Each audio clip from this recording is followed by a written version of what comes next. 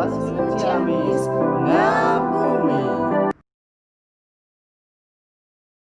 Bismillahirrahmanirrahim. Assalamualaikum warahmatullahi wabarakatuh. Waalaikumsalam warahmatullahi wabarakatuh. Alhamdulillah wa syukurillah, amma ba'du.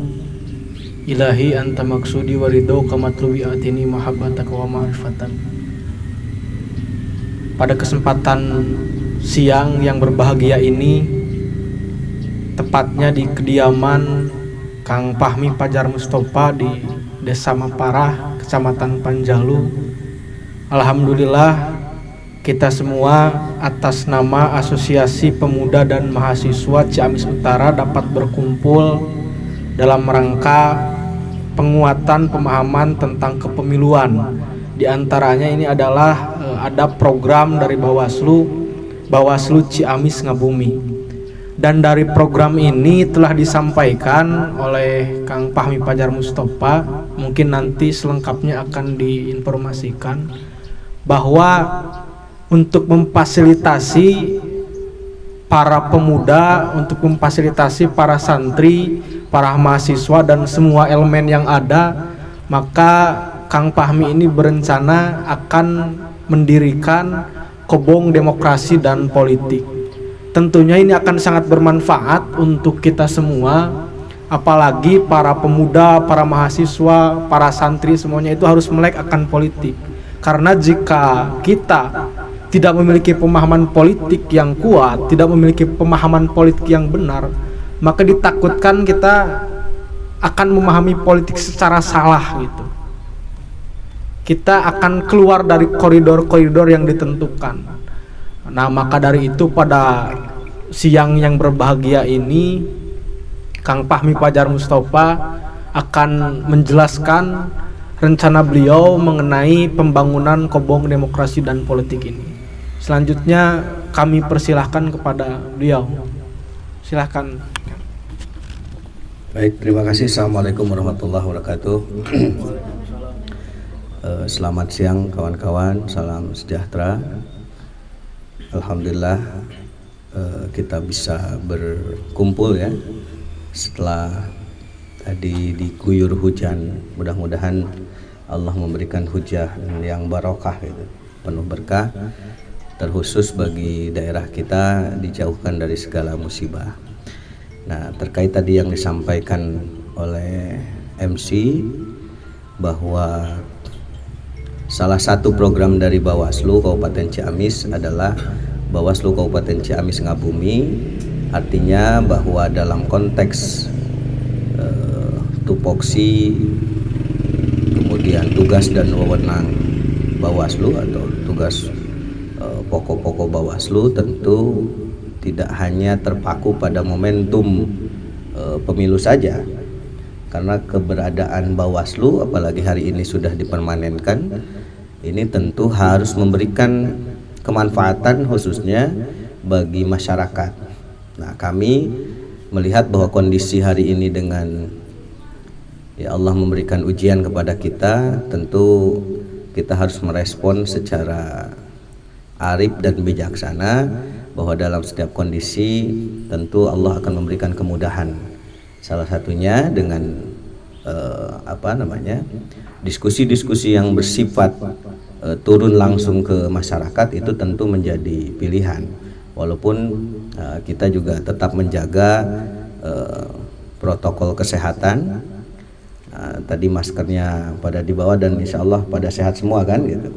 Mudah-mudahan kita juga dijauhkan dari segala wabah yang sedang mendera bumi kita, negeri kita, khususnya di Indonesia. Kawan-kawan, bahwa terkait dengan kepemiluan tentu tidak akan lepas dari demokrasi dan politik, bahwa tentu produk dari itu adalah pemilu. Kalau di undang-undang bahwa dituliskan di sana bahwa masyarakat itu memiliki kedaulatan yang sangat besar. Undang-undang memberikan media itu dalam bentuk pemilihan atau pemilu umum. Nah, pemilu umum ini adalah sebagai media bagi masyarakat untuk melaksanakan kedaulatannya. Salah satunya adalah kedaulatan memilih.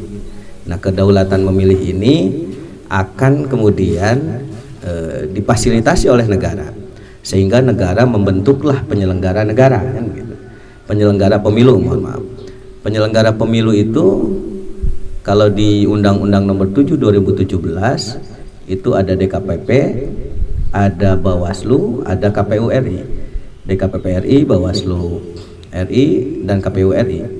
Nah, untuk sampai pada tingkatan kabupaten kota, apalagi dalam praksisnya nanti di pemilu, maka penyelenggara itu bisa sampai pada tingkat TPS. Tapi kalau untuk DKPP, kewenangannya bisa diwakilkan pada pada penyelenggara yang lain, atau ada keterwakilan dalam setiap sidang-sidang etik gitu. Tapi kalau untuk penyelenggaranya, komisionernya hanya ada pada tingkat pusat saja. Nah, kalau KPU, Bawaslu itu sampai kabupaten kota gitu. Nah, pun sama terkait dengan tupoksinya, itu juga diatur di Undang-Undang Nomor 7 2017 bahwa Bawaslu adalah bagian dari penyelenggara pemilu. Nah, bagaimana itu kemudian di kondisi hari ini, bahwa pemilu itu kan setiap pemilu maka itu harus dimaknai oleh masyarakat, atau masyarakat memaknai bahwa pemilu itu adalah pesta demokrasi, betul kan? Nah, kalau pesta itu maka akan ada kemeriahan. Nah, dalam kontestasinya, dalam praktisnya, setiap orang yang memiliki hak konstitusi sebagai warga negara Indonesia, maka dia berhak untuk memilih dan dipilih. Maka muncullah kemudian proses-proses atau tahapan-tahapan. Nah, di tahapan-tahapan itu muncullah kemudian ada baik yang mengikuti misalnya dalam pilkada itu lewat partai politik, atau ada juga dengan jalur perseorangan.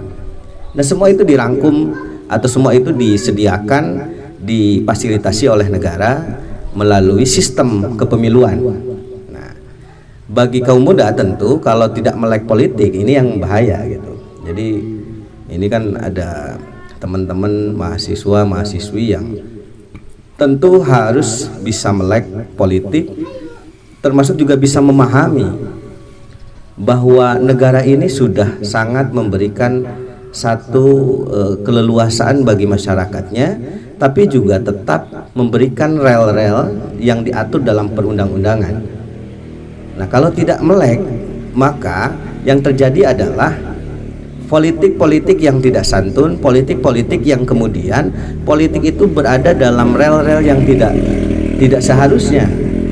Muncullah misalnya dalam proses pemilu itu ada money politik.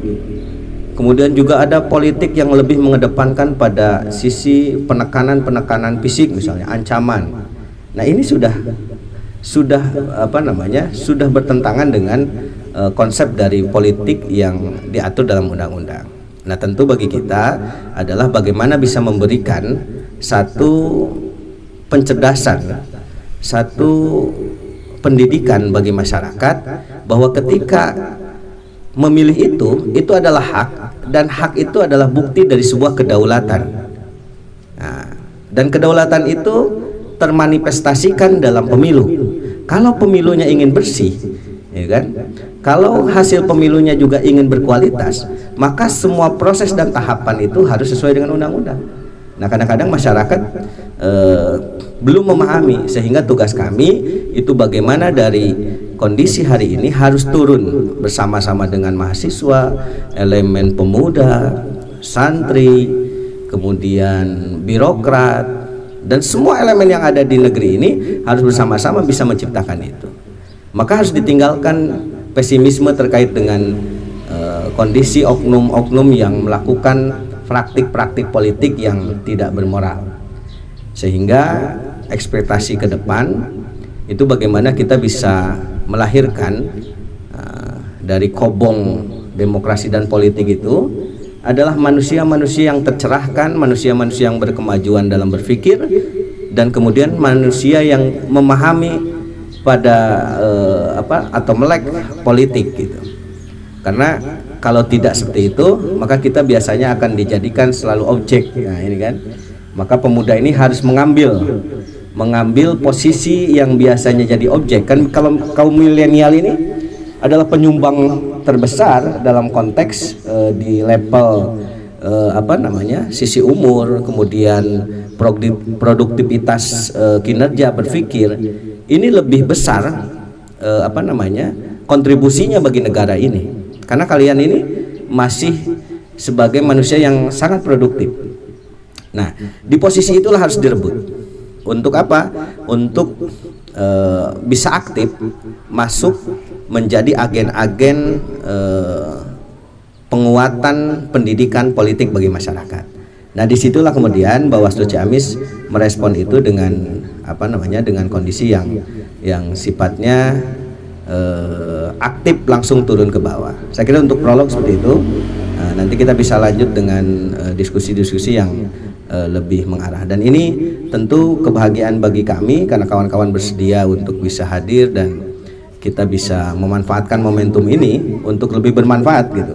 Karena kalau hanya ngobrol-ngobrol tanpa ada esensi juga kiranya terlalu terlalu kita membiarkan waktu ini tanpa ada nilai-nilai yang lebih positif bagi kita sendiri.